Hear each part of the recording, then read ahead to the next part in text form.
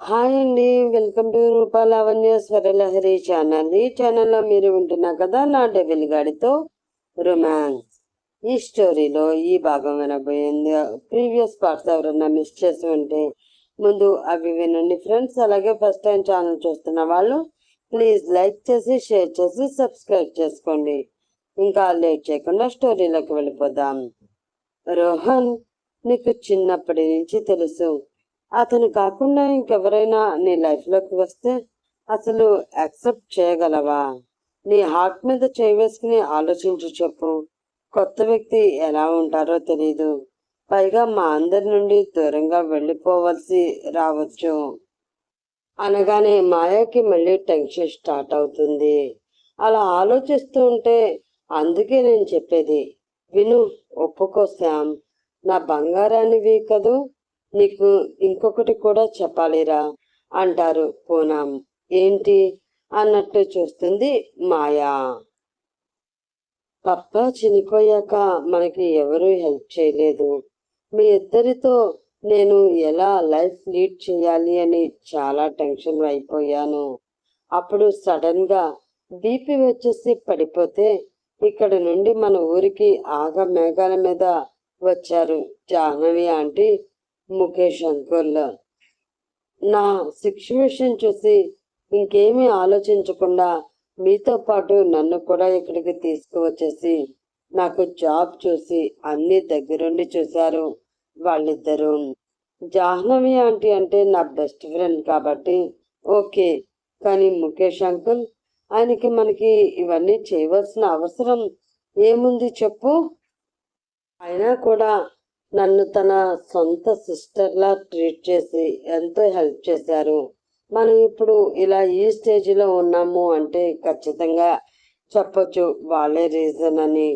నిన్ను వాళ్ళ హనీ కన్నా ఎక్కువ లవ్ చేస్తున్నారు, ఎప్పుడు నీకే సపోర్ట్ చేస్తారు.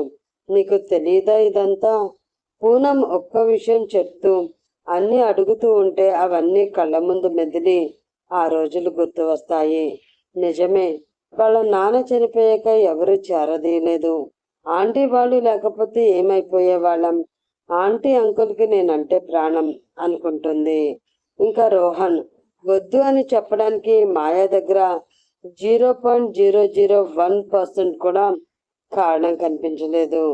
ప్రేమ లేదు, ఫీలింగ్స్ లేవు అనుకోవాలి అంటే వేరే ఎవరి మీద కూడా ప్రేమ లేదు, ఫీలింగ్స్ లేవు. అండ్ హనీ తన బెస్ట్ ఫ్రెండ్. ప్రేమకి పునాది స్నేహమే అంటారు కదా. అలాంటప్పుడు నేనెందుకు హనీకి ఓకే చెప్పి పెళ్లి చేసుకోకూడదు అని ఆలోచిస్తుంది. పూనం మెల్లిగా శ్యామ్ అంటూ చేతిని వేస్తారు. చిన్నగా నవ్వి నాకు ఇష్టమేమా, నేను రోహన్ని మ్యారేజ్ చేసుకుంటాను అంటుంది. శ్యామ్ అని ఒక్కసారిగా గట్టిగా హత్తుకుని ఆ విషయం చెప్పడానికి ఫాస్ట్గా మళ్ళీ జాహ్నవి వాళ్ళ దగ్గరికి వెళ్ళిపోతుంది పూనం. మా స్లో అంటూ ఆవిడ సంతోషం చూసి నవ్వుతూ వెనకే మాయా కూడా వస్తుంది. పూనం వచ్చి జాహ్నవి చేతులు రెండు పట్టేసుకుని సంతోషంతో మా శ్యామ్ పెళ్లికి ఒప్పుకుంది అని చెప్పడమే రోహన్ షాక్ అయ్యి మాయని చూస్తాడు. అక్కడ అరుణ్ కూడా అలాగే చూస్తూ ఉంటాడు. మాయ మాత్రం చిన్నగా నవ్వుతూ తల కిందకి దించి సిగ్గుపడడానికి ట్రై చేస్తూ ఉంటుంది. అంటే పాపకి అలాంటివి అసలు అలవాటే లేవు కదా, అందుకనే ఏదో కొంచెం ట్రై చేస్తున్నట్లుంది.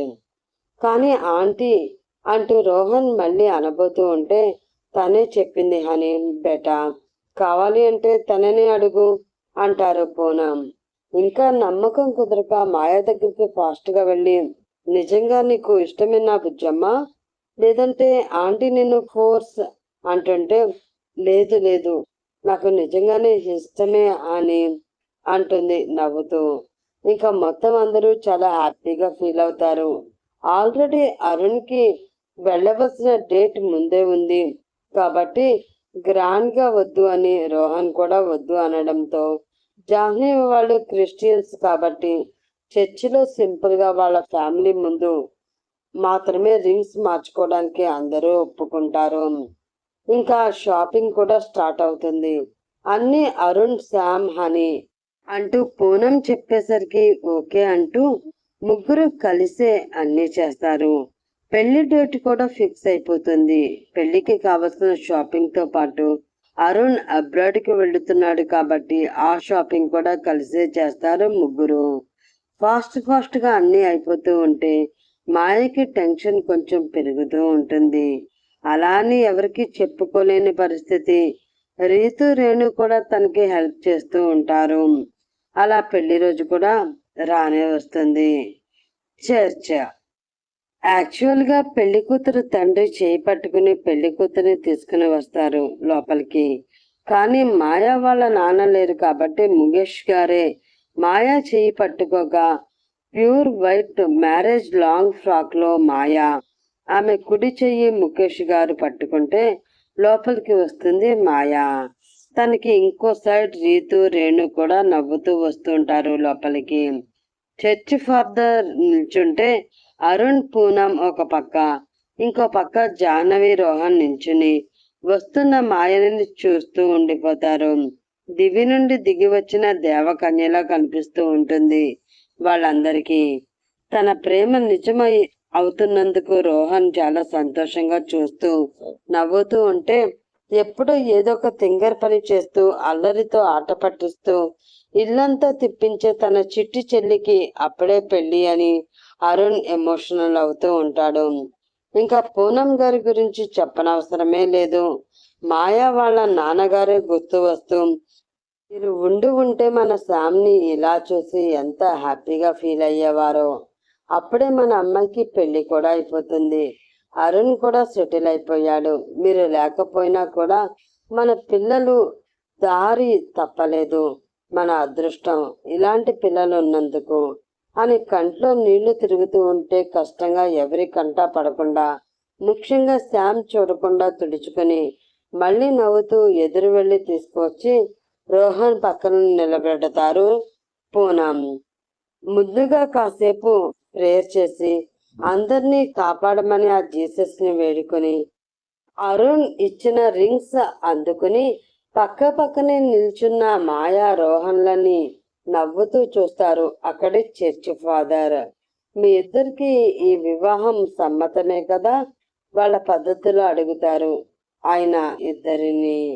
రోహన్ చాలా సంతోషంగా నాకు ఇష్టమే అనగానే మాయ కూడా తన భయాలు అన్ని పక్కన పెట్టి ఇష్టమే అంటుంది చిన్న చిరునవ్వుతో.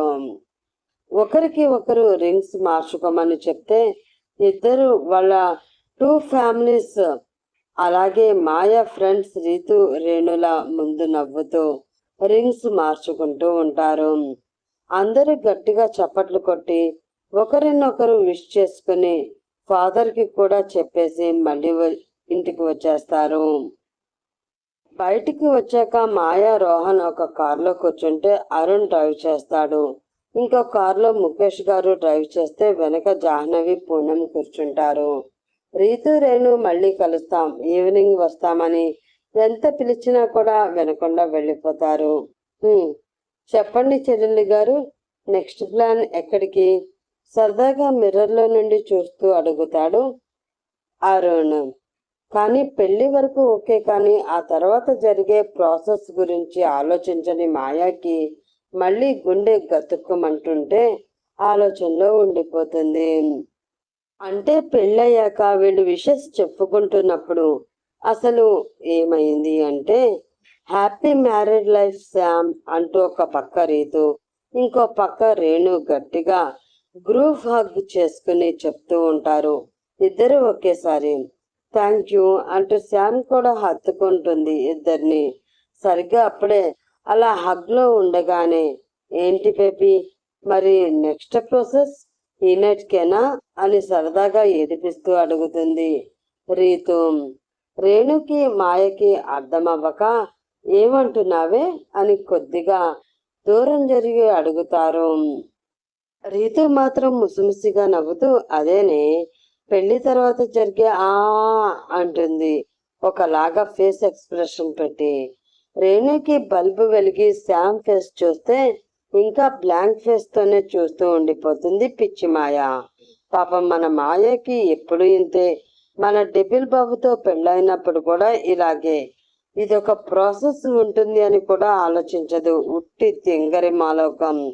అలా ఇండైరెక్ట్ గా చెప్పే మాయాకి ఈ జన్మలో అర్థం కాదని మళ్ళీ రేణు ముందుకు జరిగి మీ ఫస్ట్ నైట్ గురించి అడుగుతుంది రీతు అని నవ్వుతుంది తను కూడా. అంతే, ఏదో పెద్ద బాంబు గుండెలో పేలినట్లు అనిపించి గుండె వేగం పెరిగిపోతుంది ఉన్న పలంగా.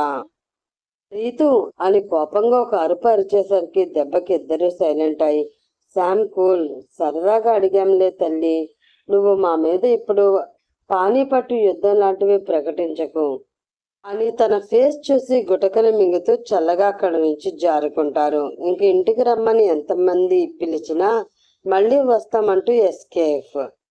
ఇంకప్పటి నుండి మాయాపాప మదిలో హార్స్లన్నీ ఒకేసారి రైటింగ్ స్టార్ట్ చేసినట్లు గుండె రేజ్ అయిపోతూ ఉంటుంది. అందుకే అరుణ్ మాట్లాడుతున్న తన బ్రెయిన్ అక్కడే ఆగిపోయింది. శామ్ ఏమైంది అని గట్టిగా పిలిచేసరికి హా అని ఉలిక్కిపడి చూస్తుంది. అరుణ్ కార్ సైడ్కి ఆపేసి వెనక్కి తిరిగి తననే చూస్తూ ఉంటే పక్కనే ఉన్న రోహన్ కూడా తననే చూస్తూ ఉంటాడు. ఏంటి? కనుబొమ్మలు ఎగరవేసి అడుగుతుంది. అది నువ్వే చెప్పాలి తింగరి మేళం. మేము ఎంతసేపటి నుండి నీతో మాట్లాడుతూ పిలుస్తున్నామో తెలుసా? అసలు అంతలా ఏం ఆలోచిస్తున్నావు పిచ్చి? కొంచెం అసహనంగా అడుగుతారు అరుణ్. కానీ రోహన్కి మాత్రం తన శామ్కి గురించి పూర్తిగా తెలుసు. ఆమె మొహంలో హావభావాలు బట్టి దేని గురించి ఆలోచిస్తూ భయపడుతుందో అని అర్థమయ్యి, అరుణ్ నువ్వు పద, శామ్ బాగానే ఉందిలే, అమ్మవాడు వెయిట్ చేస్తూ ఉంటారు అంటాడు కావాలనే. అది అరుణ్కి అర్థమయ్యి ఓకే అంటూ మరొక్కసారి శామ్ని చూసి డ్రైవింగ్ స్టార్ట్ చేస్తాడు. రోహన్ చెయ్యి మొదటిసారిగా శామ్ కుడి చేతిని చుట్టుకుని వేళ్లతో పెనవేస్తాడు. శామ్ కంగారుగా రోహన్ కళ్ళలోకి చూస్తుంది. ఏం కాదు అన్నట్లు కళ్ళు ఆర్పితే అంటూ తల ఊపి కొంచెం కూల్ అవుతుంది శామ్. మమ్, నెక్స్ట్ ప్లాన్ ఏంటి? ఇంటికి వచ్చిన అందరూ కొంచెం రిలాక్స్ అయ్యి తినేసాక సోఫాలో కూర్చుని అడుగుతాడు అరుణ్. వీడేంటి ఇలా అడుగుతున్నాడు? ఆల్రెడీ నాకే ఎంబారసింగ్ గా ఉంటే అసలు ఏం అడుగుతున్నాడు అని టెన్షన్ గా గోర్లు కొరుక్కుంటూ చూస్తుంది మాయా. ఏదో ఒకటి ఫిక్స్ అయ్యే ఉంటావుగా, చెప్పు అరుణ్ నవ్వుతూ అంటారు జాహ్నవి. మీరు సూపర్ ఆంటీ. అంటే ఎలాగో అబ్రాడ్ వెళ్ళిపోతున్నా కదా అని ఫ్రెండ్స్ కి పార్టీ అరేంజ్ చేశాను. మీరు కూడా వస్తే సరదాగా ఫ్యామిలీ పార్టీ కూడా అవుతుంది. వాళ్ళంతా సపరేట్ గా ఉంటారు. నేను జస్ట్ వాళ్ళకి కావాల్సినవి అరేంజ్ చేసేసి మీ దగ్గరికి వచ్చేస్తాను. మళ్ళీ అబ్రాడ్ నుంచి వచ్చే వరకు మనం కలవడం, ఇలా బయటికి సరదాగా వెళ్ళడం కష్టం కదా అంటాడు పూనం గారిని చూస్తూ. రీజన్ అతనికి ఆమెకే కాదు, అక్కడ ఉన్న అందరికీ తెలుసు. ఆవిడికి అలాంటివి అస్సలు నచ్చవు. తన హస్బెండ్ చనిపోయాక ఇద్దరిని మంచి దారిలో పెట్టడానికి జాబ్ చేస్తూనే వాళ్ళకి కావాల్సినవన్నీ అమర్చడానికి మంచి స్టడీస్ కోసం మనీ దాచుతూ ఇలాంటివన్నీ పూర్తిగా అవాయిడ్ చేశారు పూనం. కాలేజీలో ఉన్నప్పుడు కూడా ఫ్రెండ్స్తో కూడా పంపేవారు కాదు ఇద్దరిని. జాహ్నవి అప్పటికీ చెప్పినా కూడా వద్దు, ఒకసారి అలవాటైతే ఆ రంగుల ప్రపంచమే కావాలి అనిపిస్తుంది, ఇంకా చాలా టైం ఉందిగా, అప్పుడు ఎంజాయ్ చేస్తారు అంటూ ఖచ్చితంగా చెప్పేసేది. ఇంకా అందుకే మాయాకి కానీ అరుణ్కి కానీ ఫ్రెండ్స్తో నో పార్టీస్. ముంబైలో అలాంటివి చాలా మామూలు. మిడిల్ క్లాస్ అయినా కూడా ఫ్రెండ్స్తో అందరూ సరదాగా వెళుతూ ఉంటారు పబ్లకి. పూనం చూపులకి మళ్ళీ కష్టంగా ఫేస్ పెడుతూ, మామ్ ప్లీజ్ ఒప్పుకో, నేను మళ్ళీ 2 years తర్వాతే వచ్చేది.